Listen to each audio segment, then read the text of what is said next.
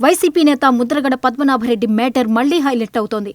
ఆయన క్యాన్సర్తో బాధపడుతున్నారంటూ కుమార్తె క్రాంతి సంచలన విషయాలు బయటపెట్టడంతో ఈ విషయం చర్చనీయాంశంగా మారింది. తండ్రి ఆరోగ్యంపై ఆమె ఆవేదన వ్యక్తం చేస్తూ ఎక్స్లో పోస్టు పెట్టారు. కొంతకాలంగా ముద్రగడ క్యాన్సర్తో బాధపడుతున్నారని, కానీ ఆయనకు సరైన మెడికేషన్ కూడా అందించడం లేదంటూ తన సోదరుడు గిరిపై క్రాంతి సంచలన ఆరోపణలు చేయడం కలకలం రేపుతోంది. ఆ క్రమంలో రాష్ట్రంలో మరో అన్నా చెల్లెళ్ల పోరు తెరమీదకు రావడం చర్చనీయాంశంగా మారింది.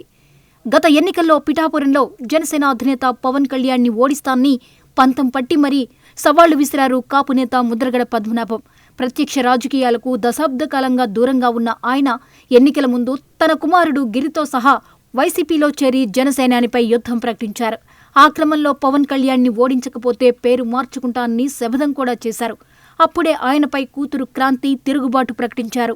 సీన్ కట్ చేస్తే పిఠాపురంలో పవన్ కళ్యాణ్ భారీ మెజార్టీతో గెలవడం, కాపునేత ముద్రగడ పద్మనాభం తన పేరును ముద్రగడ పద్మనాభరెడ్డిగా మార్చుకోవడం చకచకా జరిగిపోయాయి. పేరు మార్చుకున్నాక ముద్రగడ అడపాదడపా కూటమి ప్రభుత్వానికి లేఖలు రాయడం మినహా వైసీపీ యాక్టివిటీస్లో ఎక్కడా కనిపించలేదు.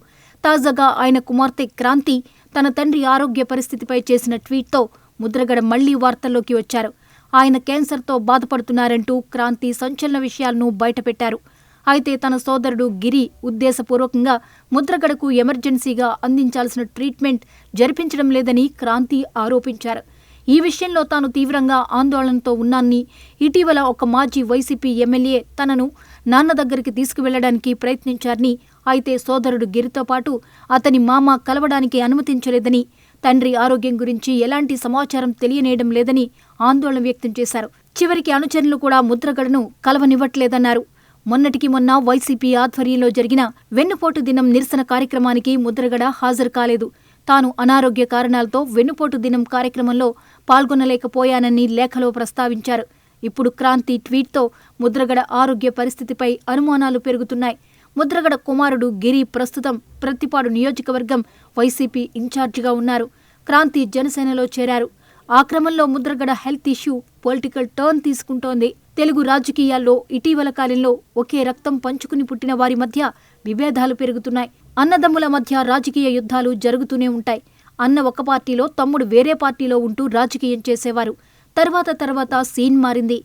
అన్న చెల్లెల మధ్య పొలిటికల్ ఫైట్ రచ్చకెక్కుతోంది. సవాళ్లు ప్రతి సవాళ్లకు దారితీస్తోంది. దివంగత సీఎం వైఎస్ఆర్ కుటుంబంలో జగన్, షర్మిలలు ఇప్పుడు బద్ధ శత్రువులుగా మారారు. ఏపీ పీసీసీ చీఫ్గా వచ్చిన షర్మిల అన్న జగన్తో డైరెక్ట్ ఫైట్ చేస్తున్నారు. జగన్ మాజీ సీఎం కావడంతో షర్మిల పాత్ర కూడా అంతో ఇంతో ఉందన్న విశ్లేషణలు ఉన్నాయి.